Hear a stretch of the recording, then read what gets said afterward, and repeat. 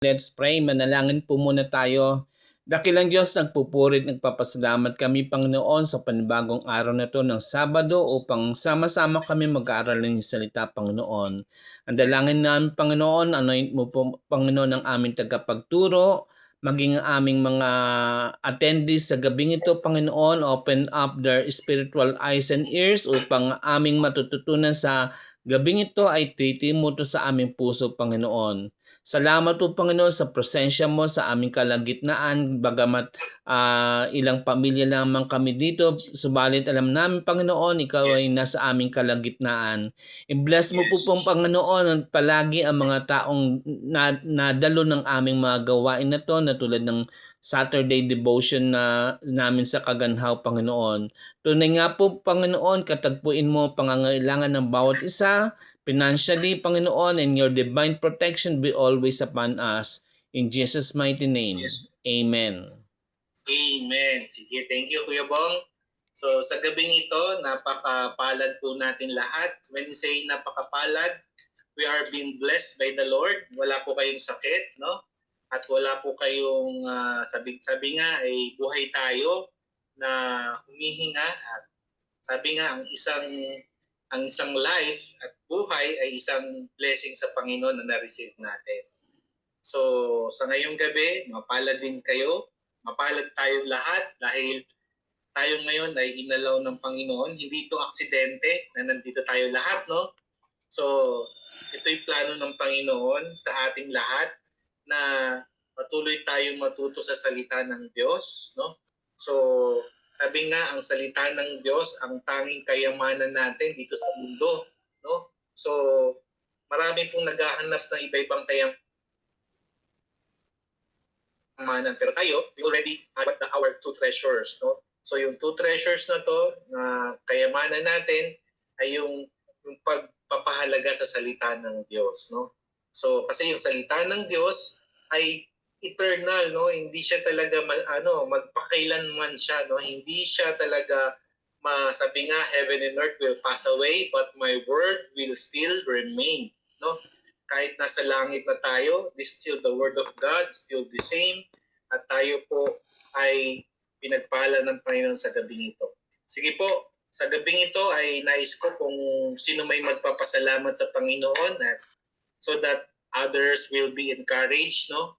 So, may testimony po ba kayong magandang ginawa sa Panginoon sa gabing ito, kahit sa week na to, no? Sige po, ako na lang po muna magpapasalamat sa Panginoon.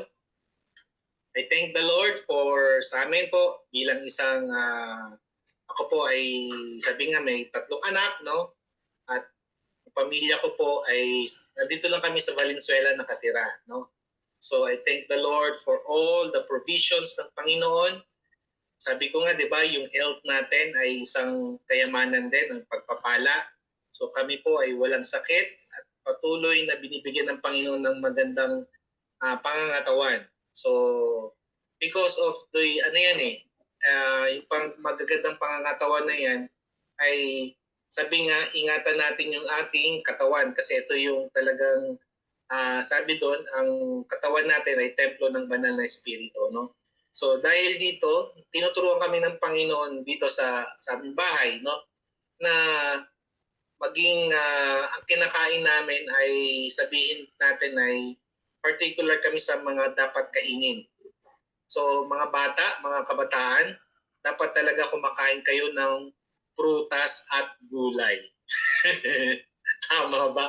Malaking bagay yan. Kami dito, ang pinaka-base talaga namin na kinakain is gulay, no?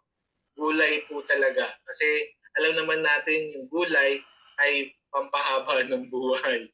Means healthy talaga pag gulay, no? Meron naman meat, no? Minsan-minsan na may meat, pero madalas po ang aming kinakain talaga ay gulay. No? So kasi yun ang tinuro sa amin ng Panginoon para yung katawan namin ay patuloy na pagpalain at lumakas, no? At maging sabi nga, maging healthy ng aming pangangatawan. At the same time, no, we thank the Lord for the provisions, no? Provision ng Panginoon na pinoprovide po yung pangangailangan namin na talagang by faith, no? Nakala mo na kukulangin na yung yung budget mo, pero the Lord still faithful na nire-refill niya po yung aming budget, no? Nire-refill niya po yung aming pangangailangan. At siya lang po talaga ang sabi nga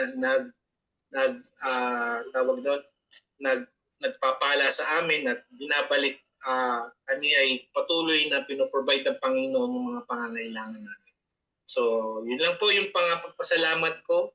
So, I hope everyone ganun din, no? Yung mga pagpapala ng Panginoon sa inyo ay encouragement din sa bawat isa sa atin. So, sino pa po gusto magpasalamat sa Panginoon kung may pagpasalamat kayo? Sige, open naman po tayo kung anong gusto nyo magpasalamat. Na graduate na ako, mataas ang grade ko, no? We thank the Lord for that, no? Kung kayo ay nag-aaral pa, no? So, yan, mga pinapasalamatan natin sa Panginoon. Ako po, Ako, kuyang Sige, napasalamat. Princess. Napagpasalamat ko po kay Lord. Binigyan niya po ulit ako ng panibagong or dagdag na buhay kasi birthday ko po ngayon. Kahit Ay, happy birthday! Birthday to you. Happy birthday to you. Happy birthday. Happy birthday. Happy birthday to you. Happy birthday, Princess. Happy birthday, Happy princess. birthday, princess! Pala, sana pumunta kami dyan. Ayaw. Wala pong handa. Na, papasalamat ako kay Lord kasi binigyan niya ulit ako ng dagdag na buhay. Wala po akong sakit. Ilang taon ka na? 20? 20 po. Opo. Wala pong sakit yung buong pamilya ko. Malusog kami. Tsaka yung tawag dito, wala man pong handa pero yung budget po namin sa araw-araw ay sakto. Hindi naman po sobra pero sakto. Hindi rin naman kulang. So, salamat po kay Lord sa pag-provide niya sa pamilya ko at saka po sa pag-protekta niya sa araw-araw sa amin. Wala pong sakit yung mga anak ko. Tsaka ako din po, yung pamilya ko. Ano pa? Tapos, sa araw-araw po na Ginoo ng Diyos ay salamat po. Kasi wala kaming sakit, malayo kami sa peligro. Yun po. Amen. Sige. Nandito na pala si Ate Aming nyo, no? Nandito na si Ate Ami. Ate Ami, magandang gabi. At nandito na rin pala nakita ko, si Aldrich. Aldrich. Thank you, Aldrich, na nag-unlock online ka ulit. So, I hope makasama namin kayo every Saturday ng ating devotions, no? So, I know naman na kahit busy kayo, no? You allow na magbigay ng ilang oras lang, kahit isang oras lang, no?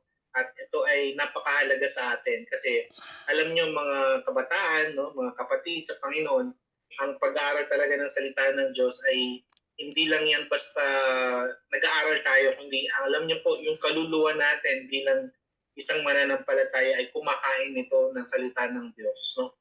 Kung paano tayo, sabi nga, paano tayo kumakain ng 3 beses sa isang araw, yung physical natin, mahalaga rin po na kumakain tayo ng salita ng Diyos, yung ating kaluluwa, so that our soul, sabi nga, will be sustained, no? Masustain ito until na tayo ay bigyan ng Panginoon ng, sabi nga, ng magandang plano, di ba? Magandang plano niya at patuloy na hinahanap natin to seek of the Lord's will, no? So that lagi tayo naka-align doon sa kalooban ng Panginoon. Kung naka-align tayo sa kalooban ng Panginoon, ay the blessing of the Lord will follow. Sino pang gustong pagpalain dito? Di ba lahat tayo? Amen. Gusto nating pagpalain ng Panginoon. Amen po ba? Amen, no? So, kung gusto niyo pagpalain tayo ng Panginoon, lahat tayo, no? We will always obey what the Lord's commanded to us. So, itong gabing ito ay hindi na tayo diretso na po tayo. So, may magandang topic na naman po tayo. Is our second week na po ng ating pag-aaral na anong team natin? Ang theme natin for the month, Knowing Jesus Deeper. No? So nasa pangalawang week na po tayo ngayon. At yung pangalawang week na po yan ay ang magdi-discuss po ay si Ate Susan nyo. Sige, Ate Susan, you take over na. Alis na ako. Hello po. Good evening. Good evening po sa ating lahat. Napakagandang opportunity po na andito tayo ngayon, nag-aaral po na salita ng Diyos, no? Hindi po lahat na nabibigyan ng pagkakataon na ganitong ministeryo kasi kasama na kayo sa ministry na to, di ba? So, salamat sa pagtugon sa imbitasyon. Ang imbitasyon po ay hindi po galing sa amin, kundi ito po ay galing sa ating Diyos, no, na lahat tayo na andito ngayon. So kahit may kanya-kanya tayong buhay, may kanya-kanya tayong pinagdadaanan, may kanya-kanya tayong pinaglalaan ng oras, pero patuloy tayong lumalapit sa Kanya at patuloy tayong tumutugon sa imbitasyon niya para makinig, mag-aral ng kanyang salita. So, muli, binabati ko ang lahat. Magandang gabi po sa ating lahat.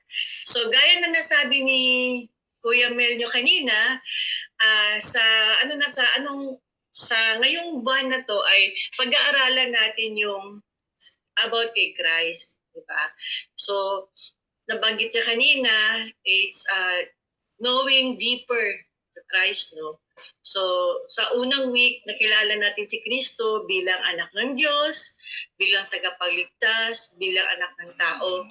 Ngayon namang araw na to ay makikilala natin ng Diyos sa pagiging servant o yung tagapaglingkod, no? Ito ay napakahalaga bilang tagasunod ni Kristo, lalo na sa kapanahunan natin ngayon. Kasi hindi po lahat ng Kristiyano na sinasabi nila na kilala na nila ang Diyos. Pero hanggang sa isip lang yon, wala sa puso at hindi nila isinasabuhay. O kaya hanggang kakilala lang, pero yung pagkakaroon ng personal na pagkakilanlan ay ito ay nababase sa relationship natin kay Kristo. So paano makikilala ang isang tagapagligtas kung ikaw ay hindi nag-aaral ng kanyang salita? So kailangan kahit sa ibang tao, bago natin makilala ang isang tao, dapat magkakaroon muna tayo ng relasyon. Diba? So pag nakilala natin isang tao, may relasyon tayo doon at habang tayo ay nagkakaroon ng relasyon sa kanya, naging malapit tayo sa kanya, makikilala siya natin ng lubos. Ganon din si Kristo sa ating buhay. Tayo ay iniimbitahan niya na kilalanin siya bilang anak ng Diyos, bilang tagapagligtas, anak ng tao. Lahat yun ay nakalakip sa Kanya kung ano si Jesus. Ngayon namang gabi, gaya kung sinabi ko kanina, pag-aaralan natin yung isang karakteristik ni Yesu Kristo habang siya ay andito, habang siya ay yung nandito pa sa lupa at nagkaroon ng ministeryo. So, ito yung pamumunong may paglilingkod. Ito yung servanthood na tinatawag, no? So, mahalaga ito, yung servant leadership. Pag ang leader napaka-importante kasi ang leader sa isang grupo, 'di ba? Siya ay sinusunod, no? Hindi lamang siya ang nagbibigay ng command, ngunit siya ay nagbibigay din serbisyo sa kanyang nasasakupan, no? Iba yung nakagisna natin na anong nakikita natin sa world. Di ba? Pag sinabi natin king, ito ay siniserbisyuhan. Pero sa paningin ng Diyos, sa standard ng Panginoon, iba ang pagiging mamumuno ka o isang hari. Ang tinutukoy doon yung paglilingkod, yung servanthood. So ang ating word ngayon ay mahahanap natin sa Marcos chapter 10 verse 45. So ako na lang po magbabasa ha, kasi may mga copy naman kayo doon sa na pinadala kanina. No? So sabi dito sa Mark 10:45 sa English po, Uunahin ko sa English tapos sa Tagalog ko mamaya. So, sabi dito, for even the Son of Man did not come to be served, but to serve and to give His life as a ransom for many. Take note po, yung word na ransom. Okay? Sa Tagalog, sapagkat ang anak ng tao ay naparito hindi upang paglingkuran, kundi upang maglingkod at ibigay ang kanyang buhay bilang pantubos. So ito yung take note din sa word pantubos, no? Pantubos sa marami. So bakit ano ba sinasabi dito? Isang hari, isang Son of Man, anak ng Diyos. So ang tinutukoy dito ay anak ng tao. Ang tinutukoy dito ay si Jesucristo na naparito siya bilang isang hari, hindi na siya ang paglingkuran, kundi siya ang maglilingkod at ibigay ang kanyang buhay bilang ng pantubos na marami. So, bakit ito nasabi ni Kristo sa Marcos? So, titingnan natin kung ano ba ang nangyayari, bakit ito nasabi ni Kristo. Kung babasahin natin ang kabuuan, yung sa chapter 10, verse 35, no? Naumpisa kasi yan sa verse 35 hanggang sa verse 45. So, 35 to 45 ng Mark 10. Ano ba ang nangyari dito? Sa kwentong ito ay nangyari during sa ministry ni Jesus habang siya nandito sa lupa. So, isang pagkakataon na lumapit kay Jesucristo ang mga anak ni Zebedee. Ito yung si Santiago or si James at si Juan or si John. So, lumapit sila kay Jesus at sinabi nila kay Jesus na, Guro, mahihilingin kami sana sa inyo. At sinagot naman sila ni Kristo. Sabi, ano ba ang nais nyo? So, sumagot sila sa kanila. So, sumagot sila. Sabi, sana po ay makasama kami na inyong kapangaralan, karangalan at maupo sa isa sa kanan at sa kaliwa. So, ibig sabihin, kung maghahari na si Kristo, hinihiling ni Santiago or James at ni John na kapag siya ay maghari o sa iyang karangalan ay sila ay maupo sa kanan at sa kaliwa. Ngunit, ang sabi ni Kristo, hindi nyo alam kung anong hinihiling nyo. Kasi ang hinihiling nyo ay hindi ako ang magsasabi kasi may nakalaan sa kanan at kaliwa dyan. So, ang pinupunto ni Kristo ay may nakalaan dyan na makatabi niya. So, dahil dito, sabi ni Kristo, kung kayo gusto dyan, kaya nyo bang pagdaanan, kung anong pagdaanan ko? Kaya nyo bang, makakaya ba niyong tiisin ang hirap ng aking daranasin? Diba? At makakaya ba ninyo ang aking bautismo, ibabautismo sa akin? So ito yung standard, ito yung pamantasan. So kung ikaw may hinihiling ka, dapat alam mo ang hinihiling mo. Kaya sabi ni Kristo, hindi mo alam kung ano ang hinihiling nyo. So, kasi tayo bilang isang tao, para gusto natin mapalapit, no, kung sino yung may impluwensya sa buhay, di ba? For example na lang sa mga politiko o kaya diyan sa barangay, gusto natin na mapalapit doon sa mga nasa opisyalis para parang makakaroon tayo ng impluwensya din, no? So ito yung iniisip din siguro nila Juan at ni Santiago na dapat andun sila sa tabi ni Kristo. Kaya nagalit din yung ibang mga disipulo. Bakit nila gusto maging ganon? Ang pinupunto ni Kristo dito ay may nakalaan para dyan. So may mga kwalifikasyon para dyan. So dito, hinahayag ni Kristo na tayo dito bilang isang piniling ng Diyos at maging kasapi doon sa ministeryo na ginagawa ni Kristo ay ilaan natin yung sarili hindi para maging serbisyuhan o to be served by others, no? Tayo mismo ang mag-serve, no? Yun ang gusto ni Kristo dito. So kung susumatural natin, ang gusto ni Kristo sa atin na ipaalam sa atin na siya no? Bilang isang hari na siya ay magsiserve sa atin instead na tayo ay mag-serve sa kanya. Ang ibig sabihin nun, yung buhay niya, binigay niya sa atin para tayo ay mailigtas sa ating kasalanan. So, yun ang istorya kung bakit sinabi ni Kristo na sapagkat ang anak ng tao ay naparito hindi upang paglingkuran, kundi upang maglingkod at ibigay ang kanyang buhay bilang pantubos sa marami.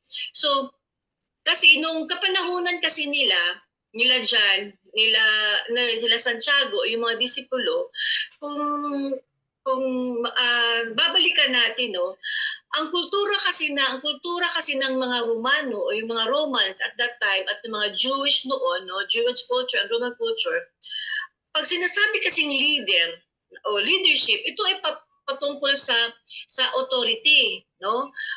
Dominance at saka yung status. Pag ikaw ay nasa taas, ikaw ay mas makapangyarihan. Ikaw ay mas malaking impluwensya. Ikaw ang laging may sabi.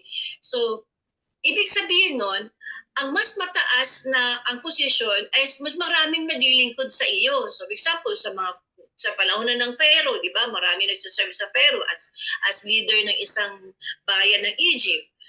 Pag sinabi naman natin yung sa mga Romans, sa mga emperor, no?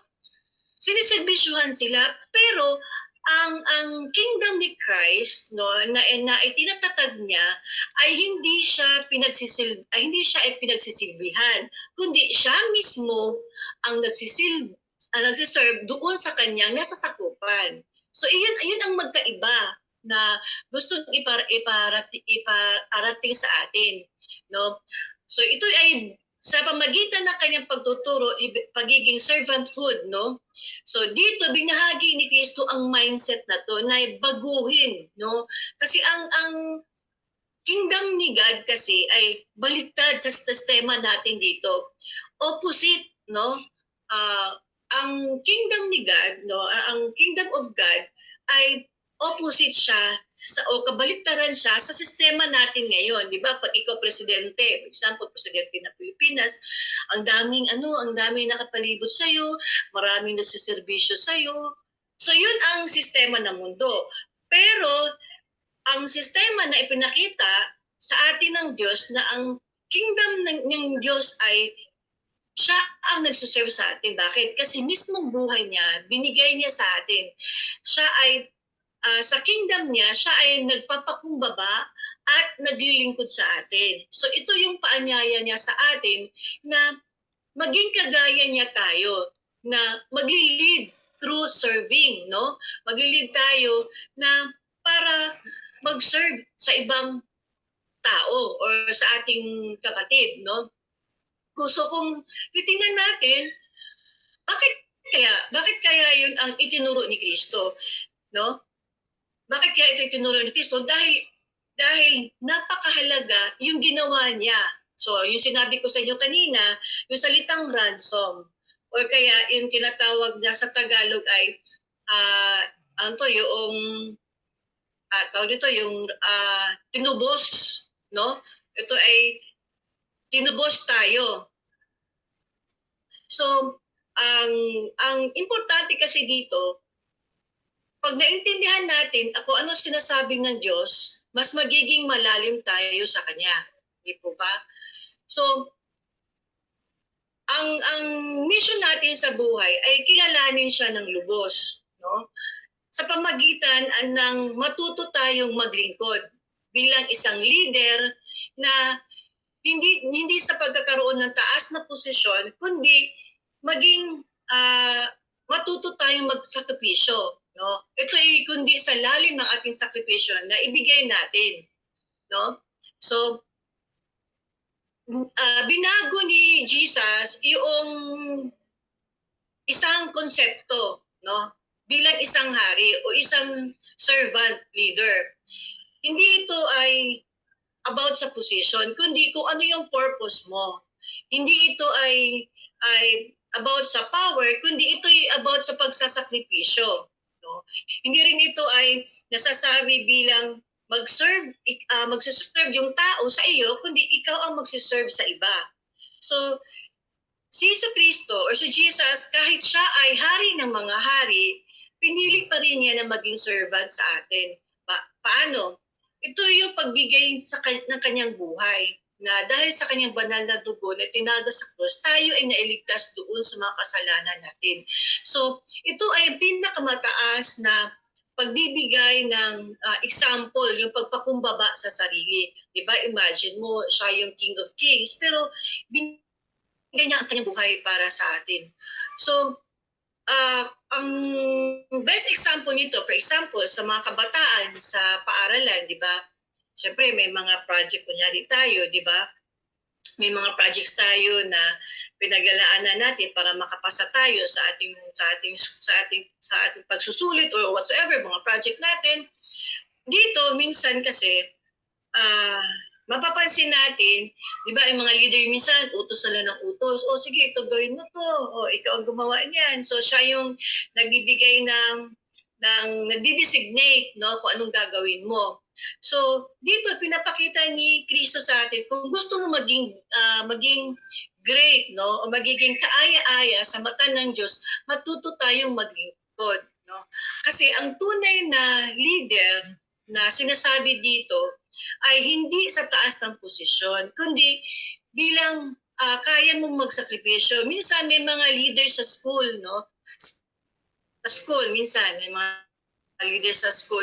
Sila yung tumutulong, sila ang nagsasakripisyo. Meron namang ibang leader na utos na lang utos. Pero ang tinuturo sa atin ng Diyos, ang pagiging mabuting leader or yung servanthood, yung hindi ka lagi lang ng utos, kundi ikaw yung tumutulong din. Gumagawa at ibahagi at magbigay ka ng sakripisyo para matapos yung project o yung trabaho nyo. So dito, makikita natin yung lesson na binigay sa atin. So gaya ng nasabi ko sa inyo kanina, ang pagiging hari ng Diyos ay hindi siya na magsuserve tayo, kundi ang pinakita niya, siya mismo nag-serve sa mga tao. So ano bang lesson natin makukuha dito? So tayo ay iniimbitahan ng Panginoon na gayahin siya. Magiging Christ-like tayo, magiging kaparehas tayo niya kung paano tayo mag-serve doon sa iba. So tayong mga kabataan, kung mapapansin natin sa mundo ngayon, napaka-stress na ng buhay, no? Kahit nasa mga level ng mga college, high school, parang nakakaramdam na sila ng stress, lalo na sa pag-aaral, no? So, actually, nakakapag-stress talaga dahil na-engage tayo sa mga base doon sa social media, no? Laging ang binavalue or ang nakabase sa mga likes, no? Nakukontrol na tayo sa mga likes ng nasa social media, sa Facebook, mga followers, at sa mga status, ganyan, no? So dito, mostly nakatuon na ang mga kabataan minsan dyan, no? Ang gustong ipaalala sa ating ng Diyos na ang mga bagay na to ay hindi ito mahalaga sa Diyos, no? Ang mahalaga sa mata ng Diyos ay yung puso natin na handang maglingkod, no, sa Kanya. Paano tayo maglingkod sa Kanya? Kundi ibahagi natin yung buhay natin sa iba. Okay? Paano natin maibahagi yung buhay natin sa iba? Ito yung pagbahagi ng salita ng Diyos. Kasi ang binibigyan natin sa kanila ay ang salvation, yung tinatawag yung kaligtasan, no? Kaligtasan sa pamagitan ng ating Diyos na si Kristo. So kahit tayo may nasa bahay, nasa school, o nasa simbahan, pag may magpagkakataon tayo na maglingkod, no, kahit kanino, gawin natin. O kahit mga simple ways lang yan, tumutulong tayo sa ating magulang, sa gawaing bahay, sa ating mga kaibigan, ipadama natin na mahal natin sila, nagkikare tayo sa kanila. So hindi lamang sa pagkakataon na gusto mo lang, kundi kung mayroong pagkakataon na nakita mo yung pangangailangan, kung kaya mo maglingkod ka kahit kahit wala nakakita sa iyo. Una na diyan, yung paglilingkod, yung ipanalangin mo, no? Una, ipanalangin mo yung pamilya, ipanalangin mo yung mahal mo sa buhay, ipanalangin mo yung mga kaaway mo, yung mga kagalit mo, no? Ito ay isang serbisyo din na kahit sa'yo lamang at wala nakakita sa'yo, alam mo, may nakakakita din sa ginagawa mo. Yun ay ang mata ng Diyos, no? So maglingkod tayo kahit in a simple ways, no? So mga kabataan, ang tunay na o yung greatness na tunay na sinasabi natin ay makikita hindi sa posisyon. Tandaan nyo yan, hindi sa posisyon.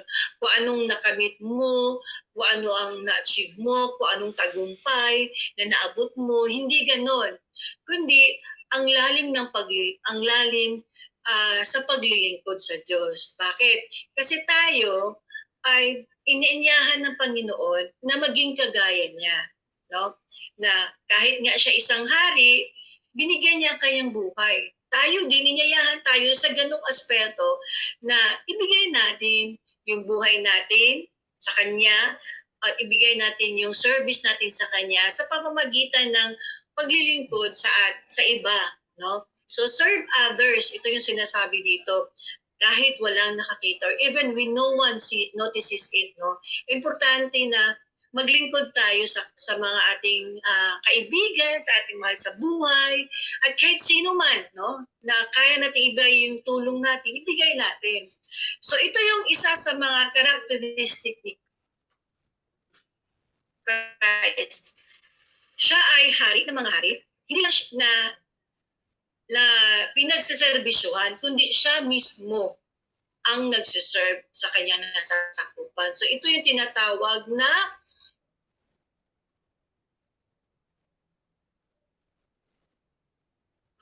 isa sa characteristic ni Christ, yung pamumunong may paglilingkod. So sana po naintindihan po natin yung pinag-aralan natin ngayon na magpatuloy tayo sa ating call, no? Kasi ang call natin kasi is to worship God. And how to worship God is also through serving His people or serving others. So yun lamang po.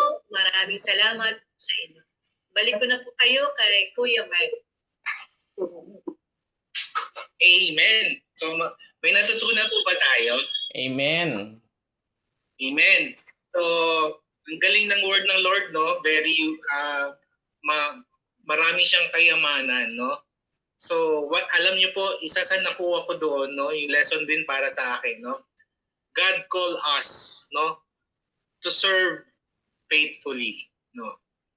And not for, sabi doon, to seek greatness. Amen, no?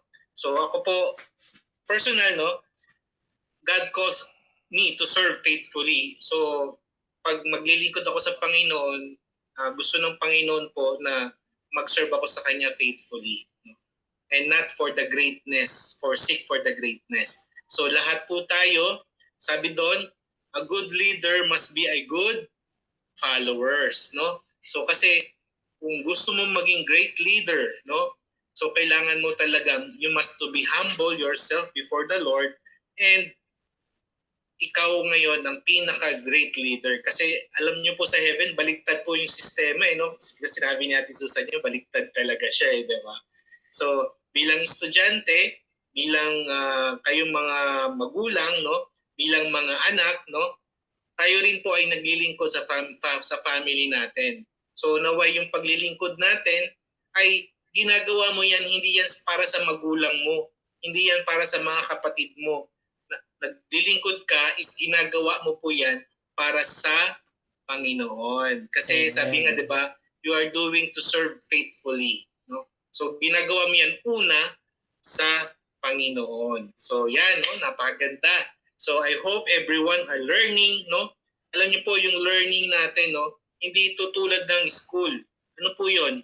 Kasi 'di ba sa school is sino pa ba nag-aaral dito? Marami pa nag-aaral dito. Ang learning kasi sa school, alam niyo ano, competition sa mga classmate. Sa atin wala pong competitions. Ang sa atin po ay you want to be a better person, no? So sana ang bawat isa, yung puso po natin ay laging bumubuti araw-araw. Amen po ba doon? No? Amen. So tayo bilang person, lagi tayo nagiging better every day. No? Hindi worse. Better every day. So pag sinasabing better, nalalaman natin ang salita ng Diyos at sinusunod natin yon pakonti-konti. No? At hindi nyo po nalalaman, hindi nyo po nararamdaman na ito na pala yung kalooban ng Panginoon na sumusunod ka na. That's why all of us na sumusunod sa Panginoon ay hindi niya pababayaan, kundi lalo niya pa pong pagpapalain siya. No? So yun, no? Napakaganda. I hope everyone are being blessed at tayo po ay okay na. So may okay na po yung ating lesson, no? So tayo po ay magtatapos na. So sa gabing ito, sino po ba yung gusto may immediate prayer request? Baka pwede natin ipanalangin. So kung kayo ay may panalangin, ay sabihin nyo lang po kung may panalangin po kayo. Yung daily needs ng bawat isa, pamilya, provision ng Kung Panginoon. wala na lang. Yes. Sige. Iano natin yan. Idulog natin sa panalangin yan. So, yun lang naman, no? Provisions, no? Health ng bawat isa, yung family natin. Protection. Protections, no? At saka, siyempre, mahal na yung bilihin, no? Yun nga, provision nga yun, no? So, bigyan tayo ng wisdom ni Lord kung paano natin iba-maximize, sabi nga, yung budget, no? I-ano natin, no? Si Lobilito nangingisda din pala. Pag-pray Sino? na yung Lobilito. Ayan, yung tatay ni Jose. Mangingisda. Oo. Nangingisda din pala siya. Okay. So, pag-pray natin yung protection ng Panginoon lagi sa kanya. Amen. Sige. Ate Mabel, nandito pa po kayo? Ay, nandito si Ate Mabel. Ate Mabel, pwede po ba kami i-close? Sige po. Yes, sige Ate Mabel. Okay, let us pray. Hallelujah. Amen. May mga prayer request pa, Sino? General na lang Ate Mabel. Si Okay. yung si Nobelito daw ay yung nangingisda, ingatan lang, protection. Okay. Sige po. Sige, manalangin po tayo. O aming dakilang Diyos na makapangyarihan ka sa lahat, sa natatanging pangalan ng iyong bugtong na anak na si Jesus. Nagpapasalamat po kami, Panginoong Diyos, sa gabing ito. Salamat po, Panginoon Diyos, sa paalaala mo sa amin na magpatuloy kami, Panginoon, at magtitiwala kami sa inyo na maglingkod, Panginoon, at magkaroon ng katapatan sa bawat isa sa amin. Tulungan niyo kami, Panginoon, ang buhay namin ay gamitin mo, Panginoon, para sa iba na maglingkod, na katulad mo, Panginoon, na ginagamit mo ang buhay. Ginamit mo yung buhay mo para sa amin, ganoon din kami, gamitin mo ang buhay namin para sa iba. Lord, salamat, Panginoon, sa lahat ng biyaya mo sa amin, sa lahat ng mga pagpapala mo sa bawat isa, Panginoon. Dalangin po namin sa gabing ito na patuloy mo kaming samahan sa buhay namin at huwag mo kaming ihiwalay sa inyo. Ingatan niyo po si Brother Robilito sa kanya po pangingisda.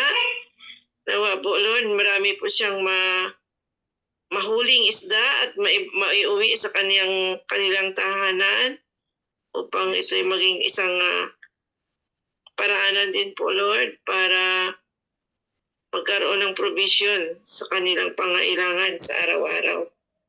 Dalangin po namin na kayo po, Lord, ang mag-provide ng pangailangan ng pamilyang ito na inihiling niya, Panginoon, na maging maayos at ligtas po sila sa kanyang pangisda. Nawa ingatan po sila at maging maayos, mapayapa, at maging matagumpay ang kanyang pangingisda ngayong gabi. Lord, dalangin ko rin ang mga kabataan na nakikinig ngayong gabing ito. Patuloy mo rin po silang ingatan at pagpalain ang kanilang buhay, lalo na yung kanilang mga pag-aaral. Yung mga pangarap po nila ay dinudulog namin sa inyo na kayo po ang siyang tumugon pang matupad po ang pangarap nila ay makapag-aral sila ng maayos. Dalangin ko rin po, Lord, yung mga pamilya ng bawat isa ngayong gabi ay tugunin mo ang pangailangan dyan sa provision, protections, guidance, good health, Panginoon. Ang biyaya at habag mo, Panginoon, ay sapat sa bawat isa. At alam po namin na hindi ka nagbabago, hindi ka nagkukulang sa bawat isa sa amin. Pero sa gabing ito, naniniwala kami at nagtitiwala kami na ikaw ang patuloy ang siyang magdugtong ng buhay namin, na patuloy mo kami tulungan sa araw-araw naming mga buhay. Sa kabila ng mga pinagdadaanan naming kahirapan, mga pagsubok sa buhay namin, alam po namin na nariyan ka para sa amin. Di mo kami iiwan, di mo kami pababayaan. Ay salamat Lord sa gabing ito na kami muli ay nakapakinig ng mensahe mo. Nagsama-sama kami muli, nagkita-kita kami muli, Panginoon. Salamat po sa biyaya mo. Salamat sa habag mo. Salamat, Panginoon, sa pag-ibig mo ang tunay sa amin. Sa gabing ito, muli mo kaming samahan sa aming paghiwa-hiwalay. Kayo po ang manguna sa bawat pamilya na maging maayos at ligtas po ang bawat tahanan. Thank you so much, Father God. Ito ang aming samot hiling sa tanging pangalan ng iyong buktong na anak na si Jesus. Amen. Amen. Good Thank evening you, po. Ate Mabel. Thank you sa inyong lahat. Thank you po sa inyong kay lahat. Princess Joyce, happy birthday. Happy birthday! Happy birthday! Princess! Thank you po. Kay Gerald, kay Aldrich, Thank you, Aldrich. kay Jose Hi, Dri. Gerald. Thank you sa Thank you, inyong Ann. Thank you. God bless. Si Ami, Anani, nandiyan din. Kuya Bong, and the rest family. Good evening po. See you tomorrow. Tomorrow po. Bye-bye. Kain tayo. Po.